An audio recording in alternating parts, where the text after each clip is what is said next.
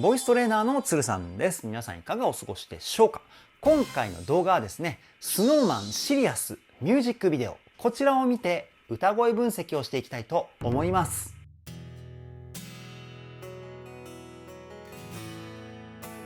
鶴さんのボーカルルーム。さあ待望の SnowMan のですね、新しいミュージックビデオが公開されましたね。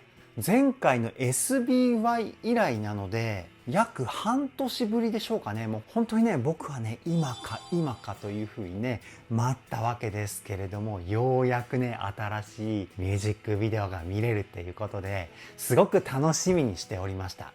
そしてですね、SnowMan のソロ曲歌声分析シリーズ、まだね向井さんの動画の方が公開できていないんですけれども、近日中にですね公開しますので、ぜひねそちらの方もチェックしていただけたらなというふうに思います。そして今回 SnowMan シリアス歌声分析したんですけれども、めちゃくちゃ歌声が進化していました。いや本当にね、別人なんじゃないかなっていうふうに思った歌声とかもありましたし、この短期間でこんなことできるようになるのっていうふうにね、本当に心から感動したような歌声もありましたし、いやさすが SnowMan だなっていうふうに思いました。そういった部分をどこよりも丁寧に、そして細かくをテーマに歌声分析しておりますので、ぜひ動画の最後までお付き合いよろしくお願いします。そして今回の動画でですね、鶴さんのボーカルルームで公開している SnowMan の歌声分析動画初めて見たよっていう方はですね、概要欄に鶴さんが過去に公開した SnowMan の歌声分析動画をまとめた SnowMan 再生リストっていうものの URL をですね載せておきます。ぜひ気になる動画がありましたら見ていただきたいなというふうに思いますので、そちらの方も合わせてよろしくお願いします。鶴さんのボーカルルーム、こちらのチャンネルは私鶴さんが現在気になっているアーティストの魅力をボイストレーナー目線で伝えるリアクション動画と歌声分析動画をメインで公開しているチャンネルです。今の話を聞いて気になった方はぜひチャンネル登録高評価よろしくお願いします。それでは早速 SnowMan シリアス歌声分析 GO!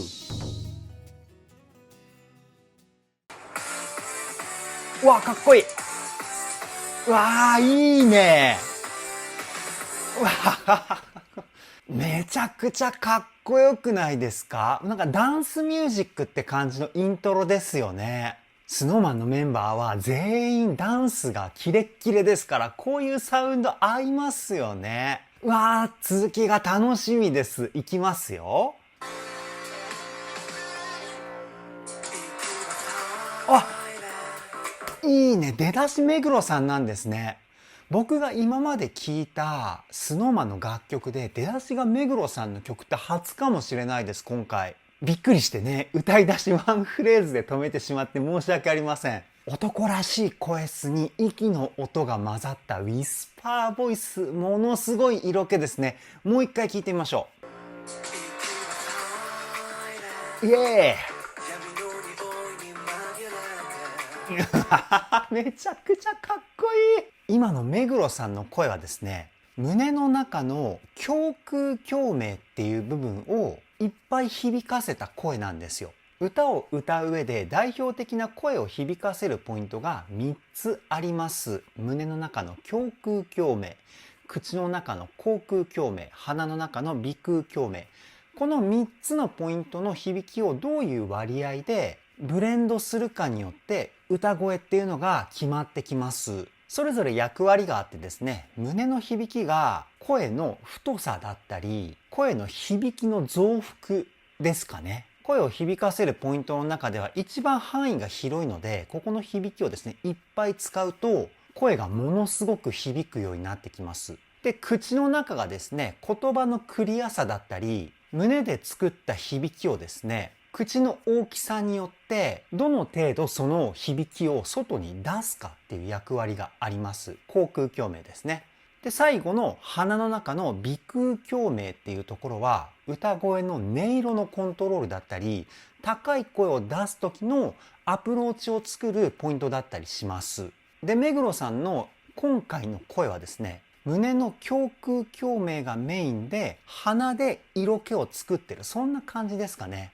めちゃくちゃかっこいい声です。次いきますよ。わ、いいね。最後はささやき声なんですね。めちゃくちゃかっこいい。目黒さん推しのスノタンの方々、キュンキュンしちゃってるんじゃないですかね、このポイント。もう一回聞いてみましょう。ほらほらほらほら。気づいてくれるかな。僕が言っても全然色気なんてないですけどね。いやー、最高ですね、出だしから。次いきますよ。いいね。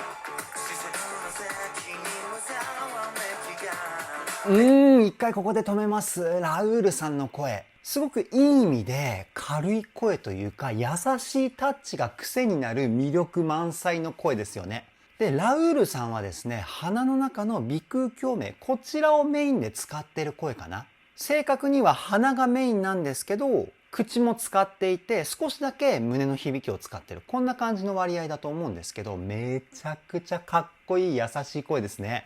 もう一回聞いてみましょう。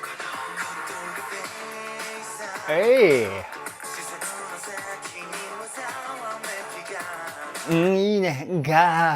ここのフレーズもね、めちゃくちゃかっこいいですよね。で、ラウールさんの歌い出しのところなんですけど、タッタッタみたいな感じで、音を切るように歌ってます。このテクニックをスタッカートって言うんですけど、音を切るように歌うことによって、躍動感をですね、表現してますよね。もうフレーズの入りからめちゃくちゃかっこいい。次いきますよ。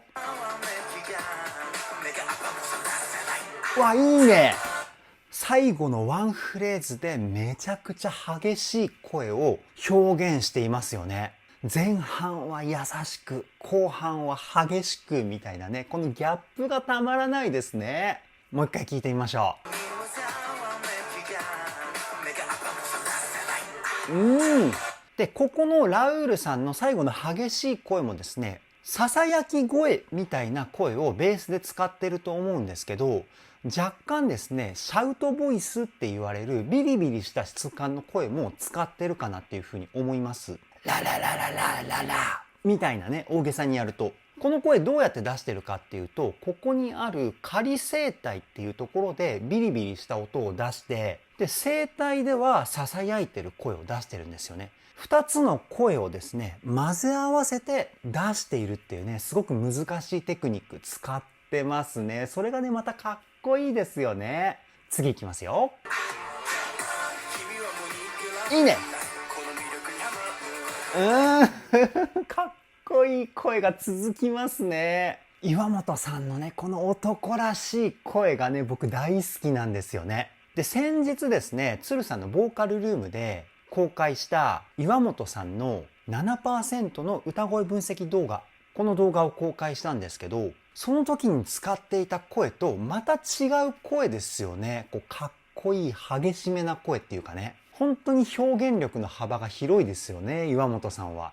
で、岩本さんの声はですね、胸腔共鳴が5割、口腔共鳴が3割、鼻が2割みたいな感じの響きのバランスかな。鼻で音色をちょっとね、整えるみたいな役割で使ってるっていう感じなんですけど、最高ですね。もう一回聞いてみましょ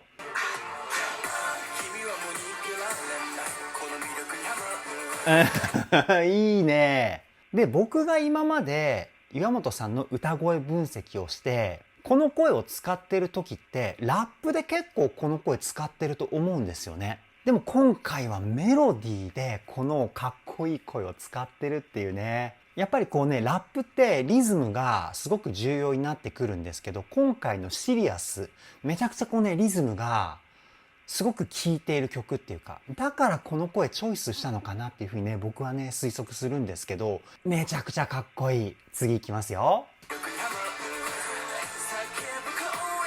いいね。いいですね。で、今後半とかめちゃくちゃ高い音域を歌っていたんですけど、低い時の音域と声質がほぼ変わらないですよね。で、声の性質上、音が高くなると声質って細くなりやすいんですよ。でも岩本さんの高い声は声が細くなっていない。これどういう原理かっていうと、胸の響きをですね、キープしたまま高い声を歌ってるんです。で、胸の響きっていうのは声の太さをキープするための響きでもあるので、胸腔共鳴の響きをキープすることによってあのかっこいい高い声を岩本さんは作ってるんですね。逆に言うと、声の自然の流れとしては、高い声っていうのは胸の響きが少なくなっていって、口とか鼻の響きが中心になるんですよね。その結果、声が細くなるっていう現象が起きます。もう一回聞いてみましょう。超かっこいいですね。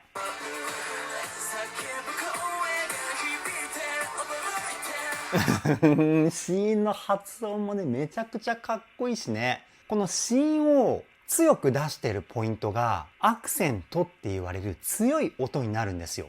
強い音になると、先ほどラウールさんの時に言った音を切って躍動感を出すっていうのと同じ効果が生まれるんですよね。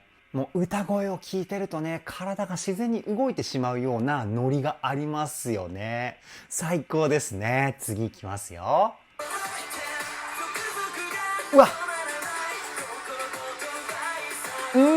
佐久間さんの声、以前よりも声質太くなってますよね。今までの佐久間さんの声、僕の中の印象だとすごくこう美しい歌声っていう感じだったんですけど、その美しい歌声はどういう風に作られていたかっていうと、やっぱり鼻の中の鼻腔共鳴が中心の声の出し方だったんですよね。で、音域によっては口の中の口腔共鳴の使い方がすごく特徴的で、口の奥の空間を広げて声を出すっていう感じの発声法だったんですよ。でも今回はですね、以前よりも胸の響き、胸腔共鳴の音色がですね、声に乗ってるので、美しさプラス男らしいかっこよさっていう感じの歌声かなっていうふうに思います。すごいですね。もう一回聞いてみましょ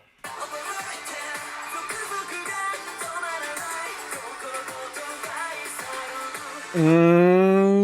めちゃくちゃ魅力的な声ですね。いやー、シリアス最高ですね。超かっこいいです。次いきますよ。うわうわめちゃくちゃかっこいい。すごいハイトーンなフレーズから一気に音域が下がるんですけど、声のパワー感が一番強いポイントがまさかの低い音域っていうね。これはすごいですね。もう一回聞いてみましょ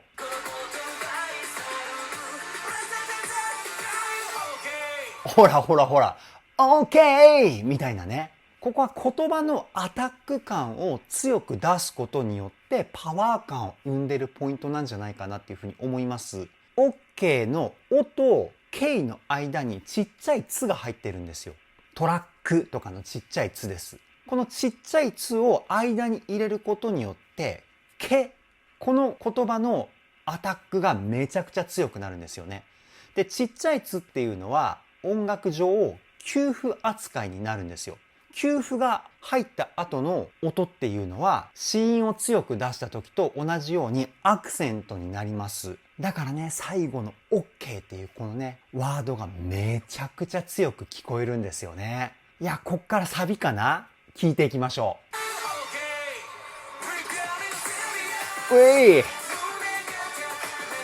いいね。サビは渡辺さんなんですね。やっぱりさすがの安定感ですよね。聞いていてすごくホッとするような雰囲気あるじゃないですか。やっぱり歌声がね、安定していると聞いてる側としてもやっぱりね、安心しますよね。で、渡辺さんの声の響きのバランスはすごくバランスがいいんですよ。胸と口、鼻、全部まんべんなく同じぐらいの割合で使ってるというか。そして体の力もですね、いい意味ですごく抜けているので、声の音色がすごく綺麗なんですよね。もう一回聞いてみましょ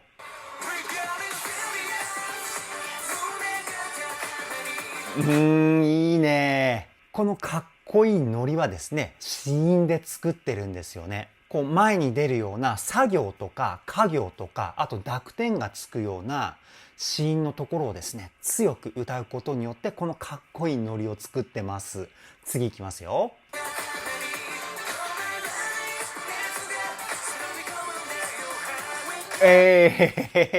このノリたまんないですね。こう曲のテンポはすごくこうゆったりとしたテンポなんですけど、やっぱりね、こうビートが効いてる曲ってすごく乗りやすくて、自然とやっぱ体がね、動いてしまいますよね。もう一回聞いてみましょう。いいですね。で、今回渡辺さんこのね、高いところ、いつも以上にこうパワーのある声を使ってるかな。今まで僕が聞いた渡辺さんのハイトーンの声の出し方って割とね、こうクールにこうさらっと歌うようなイメージが強かったんですけど、今回はですね、すごくこうパワーを声に込めて、なんかね、ロックな感じを僕は感じますね。すごくかっこいい声。もう一回聞いてみましょう。ほら。超かっこいいですよね、このハイトーン。いや、どこまで進化するんだろう、渡辺さんの歌声は。素晴らしすぎますね。次行きますよ。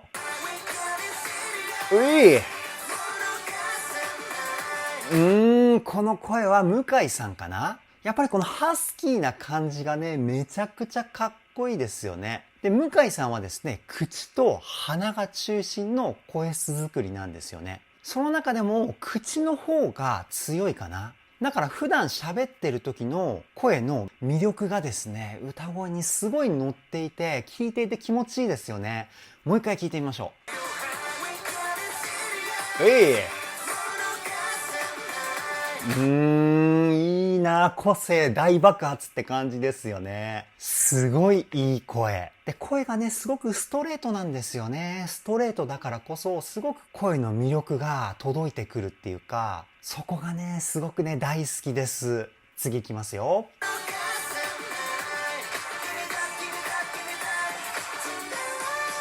いいね。うわかっこいい。向井さんのね、綺麗な高い裏声から最後のワンフレーズは渡辺さんで決めるっていうね、この流れ最高じゃないですか。もう一回聞いてみましょ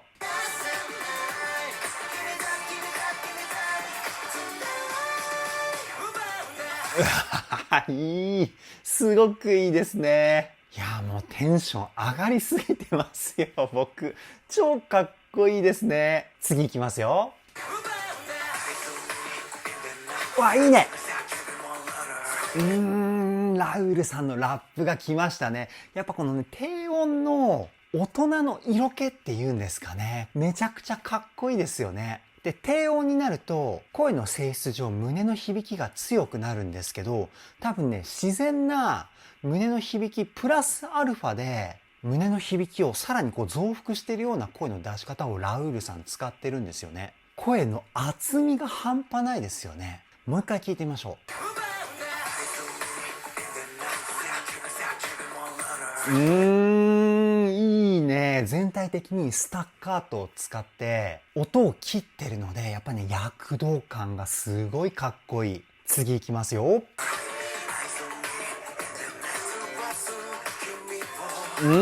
震わす君を、ここのワンフレーズだけ目黒さんかな。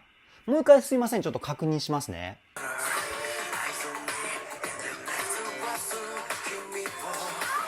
多分そうですよね。震わす君を。ラウールさんの低音とはね、また違った大人っぽい魅力がね、満載の目黒さんの歌声。最高ですね。青は誰だろう。ぜひね、知ってるスノタンの方、コメントで教えてください。次いきますよ。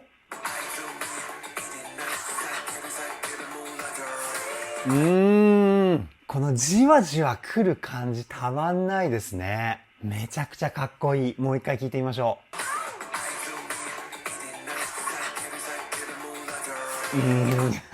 う。いや、ここのポイント好きだな、僕。めちゃくちゃかっこいいですよね。次いきますよ。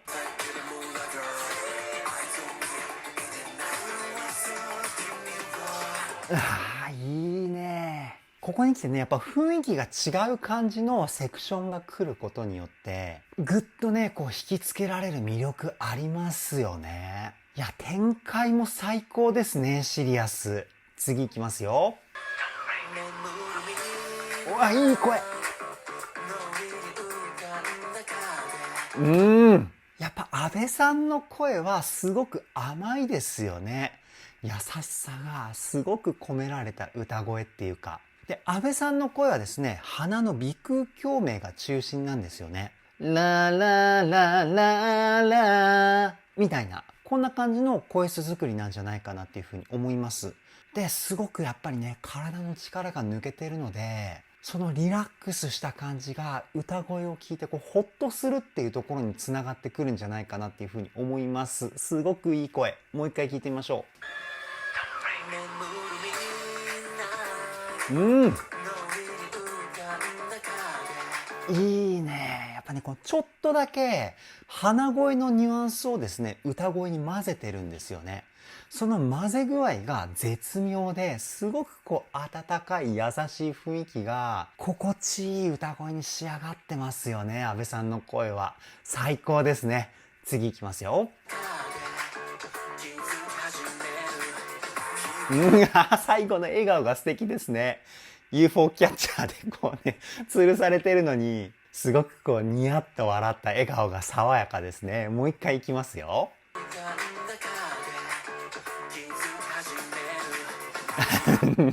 このね、笑顔が見たくてね、何回もここ繰り返しちゃいそうですね。もうね、すべてにおいて優しさがにじみ出てますよね、阿部さんは。次いきますよ。いいね。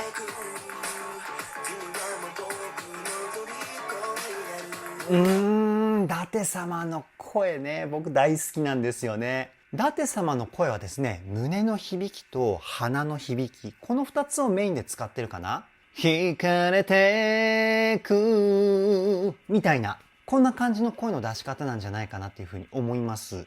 このね、鼻の使い方が絶妙なんですよね、伊達様も。めちゃくちゃうまいです。もう一回聞いてみましょう。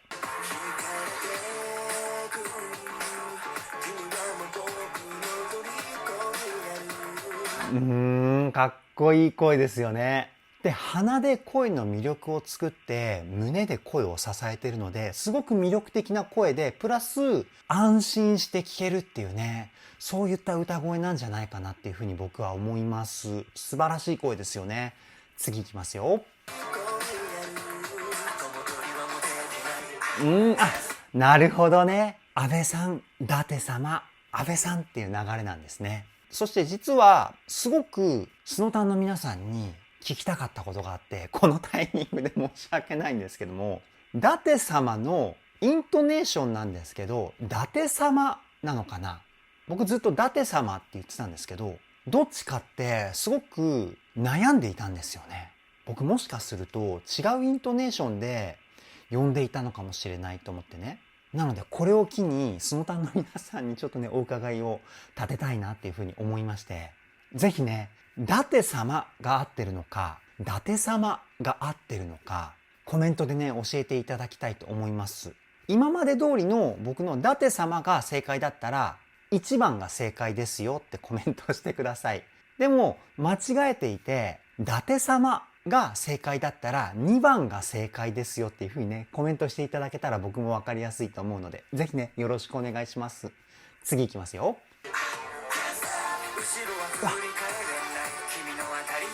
うわいいね。深澤さんの声がここで来るんですね。いつもの深澤さんの歌だと割とこうねさらっと歌うようなイメージだったんですけど、今回はめちゃくちゃリズムを決めて歌ってますよね。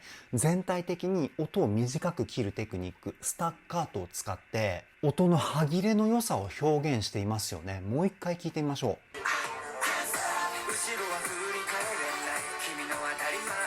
ほらほらほら、超かっこいいですよね。でもよく聞いてみると、いつもの深澤さんのこう魅力的なこうさらっと歌う感じで歌ってんのかな。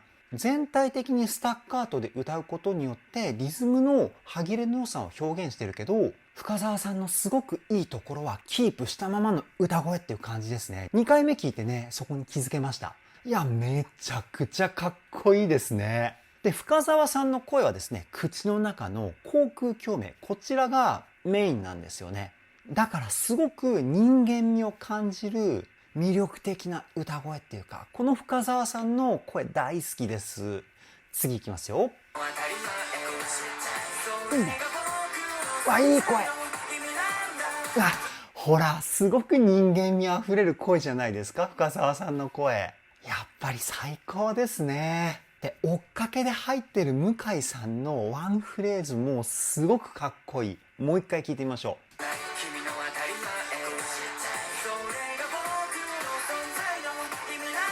う。意味なんだのところがね、めちゃくちゃかっこいいですよね。いやー、最高が続きすぎますね。めちゃくちゃかっこいい。次いきますよ。いいね。いやー、やばすぎません？超かっこいいじゃないですか、向井さん。こう、パフォーマンスの仕方がめちゃくちゃかっこいいですよね。すいません、ちょっとね、歌声分析から脱線しちゃってるんですけど、いやー、かっこいいの一言ですね。で、今の声を聞いて気づいたんですけど、鼻の声の抜き方がですね、めちゃくちゃうまいです、向井さん。高い声になればなるほど鼻で声を抜くっていうイメージで歌ってるんですよね。だから高い声なんですけど、すごくリラックスしてる雰囲気が声に乗ってるっていうか、いや、素晴らしいです。もう一回聞いてみましょう。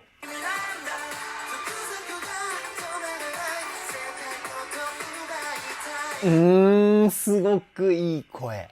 てか、向井さんの声もパワーアップしてますよね。なんか、ツヤ感が以前よりも増幅してるっていうか、すごくこうキラキラしたような成分が、いつもの声より多く感じる気がします。やっぱり SnowMan のメンバーは陰でものすごい努力してるってことですよね。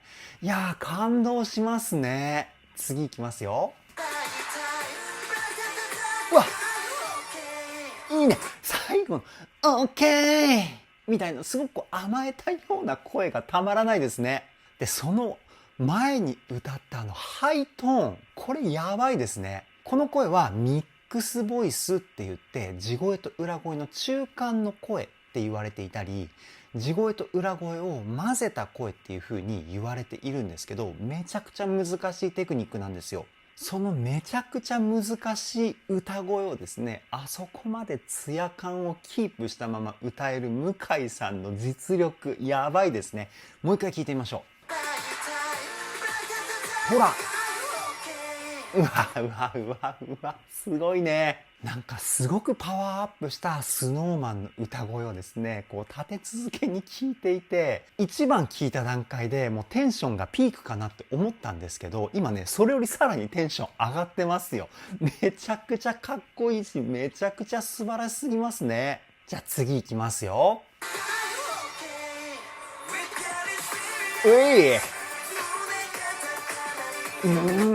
超かっこいい。この声、舘様かな？間違ってたらごめんなさい。そして、この動画は、舘様の呼び方でいきたいと思います。もし間違っていたら、次の SnowMan の動画からはですね、修正して呼んでいきたいと思います。いや、舘様の声なんですけど、やっぱハイトーンのこういうノリのいい曲で、最高のかっこよさを聞かせてくれますよね。舘様もここはミックスボイスを使って歌ってるんですよ。で、しっかりと腹筋の力を使って声を出してるので、歌声のパワー感がものすごいんですよね。で、腹筋の使い方っていうのは歌の基礎の部分なので、やっぱりね、陰ながらの基礎トレーニングをしっかり行っている証拠かなっていうふうに思います。素晴らしいですね。もう一回聞いてみましょう。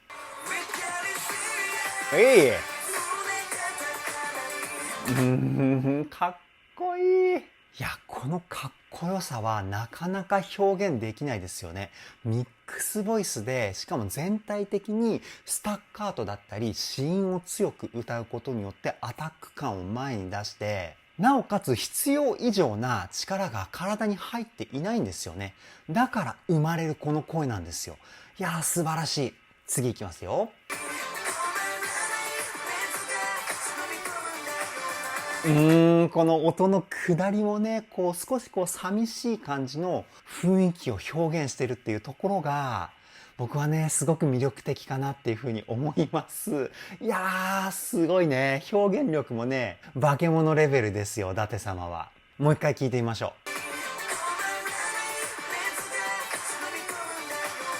う。いいね。すごくいいですね。次いきますよ。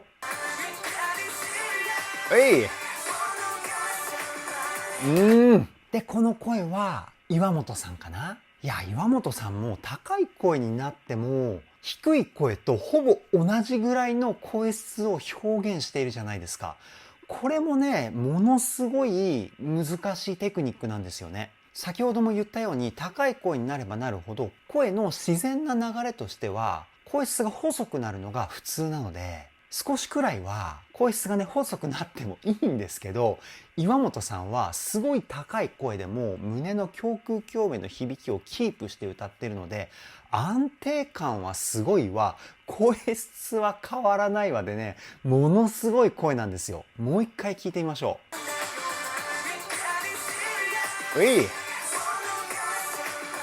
う。ほら、すごいですよね。これもやっぱりね、歌の基礎トレーニングをしっかりやってないと出せない声かなっていうふうに思います。次いきますよ。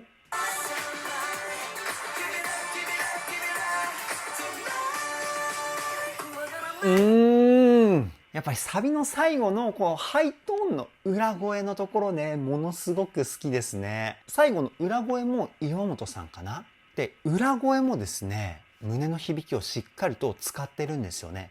で、さすがに裏声なので声は細くなるんですけど、胸の響きを使って裏声を出すことによって裏声なんですけど地声に近いような声の張り感っていうのを表現することができます。この声もミックスボイスの一種なんですよね。裏声がメインのミックスボイスっていうか。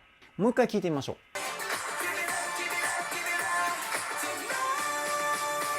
この声Tonight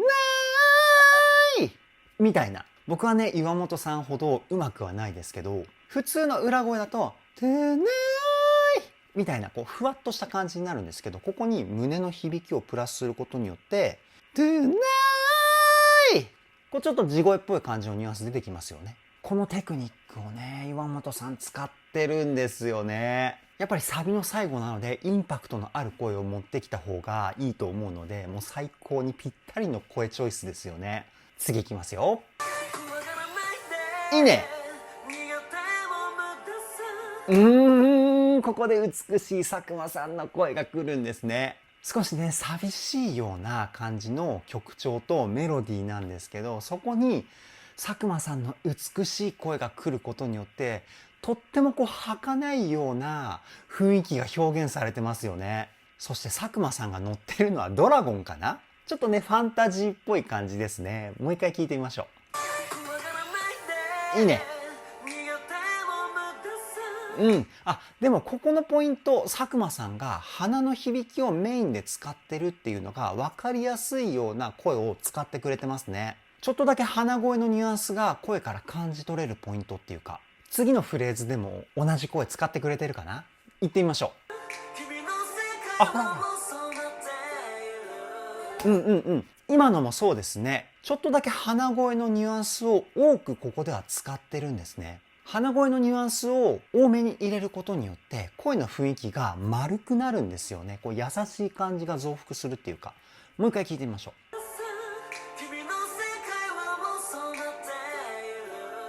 う。最後のルとかもおとルの間みたいな言葉の発音チョイスしてますよね。少しだけこうね、ミステリアスな雰囲気を表現しているというか、このね、雰囲気いいですね。次いきますよ。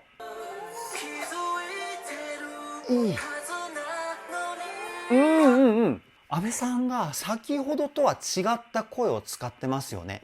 鼻の響きを少し落としたっていうか、それによって声に少しだけこうなんか鋭いような雰囲気が出たような歌声なんじゃないかなっていうふうに思います。もう一回聞いてみましょう。ほら。なるほどね。口を中心にしてるんですね。それによって言葉がですね、すごくクリアになってるんですよ。いつもよりも。だからこう鋭いような雰囲気を僕は感じたんだ。なるほどね。曲調が寂しい雰囲気だからこの声をチョイスしたのかな。いや、曲の雰囲気にぴったりの声ですよね。素晴らしい。次いきますよ。わ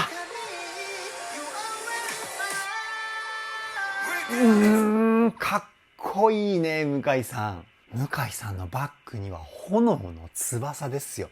もうちょっとね、映像のインパクトが強すぎて、そっちにね、目がいっちゃったんですけど、めちゃくちゃかっこいいですね。もう一回聞いてみましょう。ごめんなさい。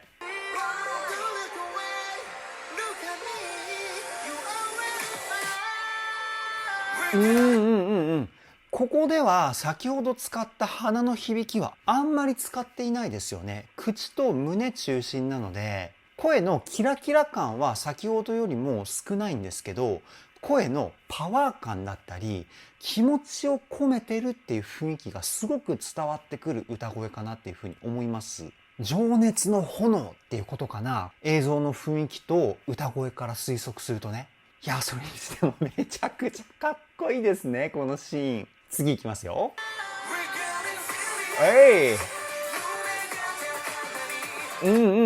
いや、最後のサビは渡辺さんなんですね。やっぱりね、この安定感がね、僕はね、素晴らしいと思うんですよね。歌声の安定感って、やっぱりベーシックな基礎的なところ、呼吸法だったり、体の使い方、この辺がですね、しっかりしていないと安定感っていうのは出てこないんですよね。で、言葉の子音の発音の仕方とかもすごく滑らかだし、さすがメインボーカルっていう感じだと思います。もう一回聞いてみましょう。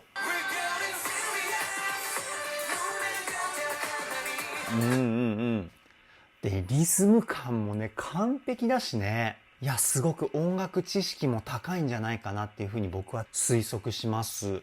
次いきますよ。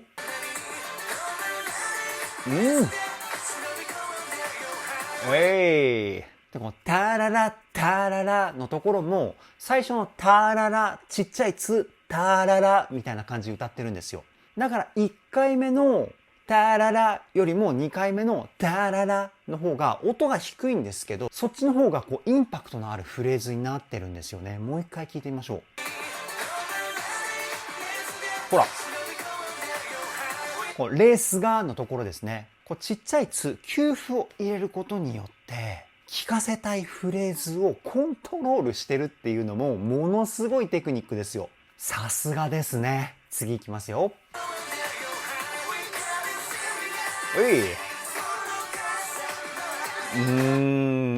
なるほどね。最後はこう、サビのメインメロディーに対して追っかけが入ってくるんだ。いやー、やっぱりね、さすがですよね。最後の大サビではね、盛り上げるための要素がこう満載っていうのがね、SnowMan の素晴らしいところなんじゃないかなって思います。もう一回聞いてみましょう。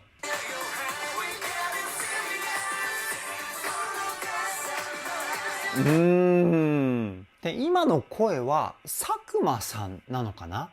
なんかすごくね、こう、男らしくて強い声だから、美しい歌声の佐久間さんではないのかなって思ったんですけど、なんかね、よく声を聞いてみると、佐久間さんっぽい感じもするしなと思って、間違ってたらね、ごめんなさい。その場合はね、コメントでフォロー解説の方、スノタンの皆さんぜひよろしくお願いします。めちゃくちゃかっこいいですよね、この声。もしね、今のところが佐久間さんだとしたら、渡辺さんのパートの時に佐久間さんが一瞬こう、ファって映ってきたじゃないですか。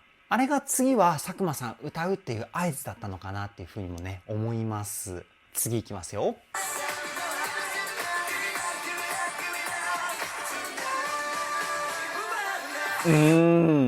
奪うんだ。かっこいいね。やっぱりね。2番のサビはなかったですよね。この奪うんだのフレーズ。でもあった方がね、こうスパッて終わった感じがして、すごくこうね、気持ちいいですよね。もう一回聞いてみましょ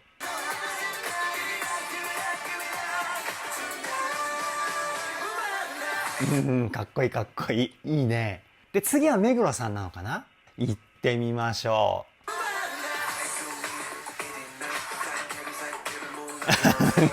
面白いね。目黒さんのね、すごくかっこいい歌声の途中から、なんか深澤さんがこう変顔をしてるようなね、感じのシーン。めちゃくちゃね、お茶目で可愛かったんですけど、思わずね、笑ってしまいました。で目黒さんもね、胸の響きをすごくいっぱい使って、めちゃくちゃイケメンな声ですよね。もう一回聞いてみましょ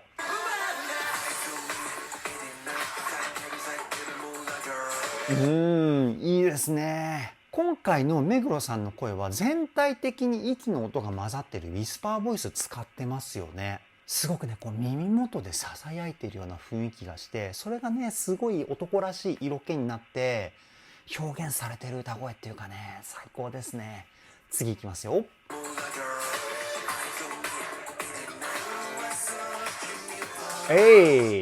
最初のこのパートと役割がこう入れ替わってんのかな。1番が終わったあたりのこの同じメロディーが出てきた時はラウールさんがメインで歌って追っかけで目黒さんだったのが、最後は目黒さんがメインで歌ってラウールさんが追っかけみたいな、そんな感じになってんだね。なるほどね。次いきますよ。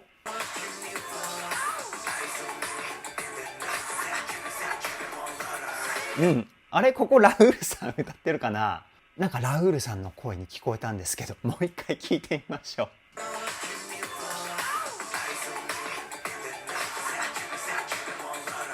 ラウールさんかな。ちょっとね、声にこうザラザラしたような質感が混ざってるから、ラウールさんにパートチェンジしたんじゃないかなっていうふうに思うんですけど、次いきますよ。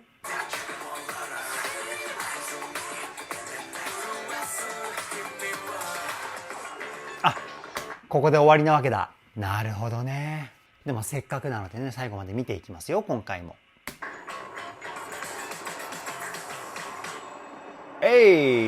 シリアス。いやー、めちゃくちゃかっこよかったですね。以上、SnowManシリアス歌声分析はここで終了です。いやー、ものすごい楽曲、そしてものすごい歌声が来ましたね。さすが SnowMan っていう感じです。全員が歌声進化してますよね。前回のミュージックビデオは SBY だったかな。その時と比べるともうね、別人レベルで歌声がパワーアップしてるんですよね。いや、さすが SnowMan ですよね。もう短期間にもかかわらずものすごい進化した歌声を披露してくれるっていうところがね、素晴らしいと思いますし、感動しました。これからも SnowMan 全力で追っていきたいと思います。それでは今回の動画はここで終わりです。動画の内容を気に入ってくださった方はチャンネル登録、高評価よろしくお願いします。ではでは、ボイストレーナーのつるさんでした。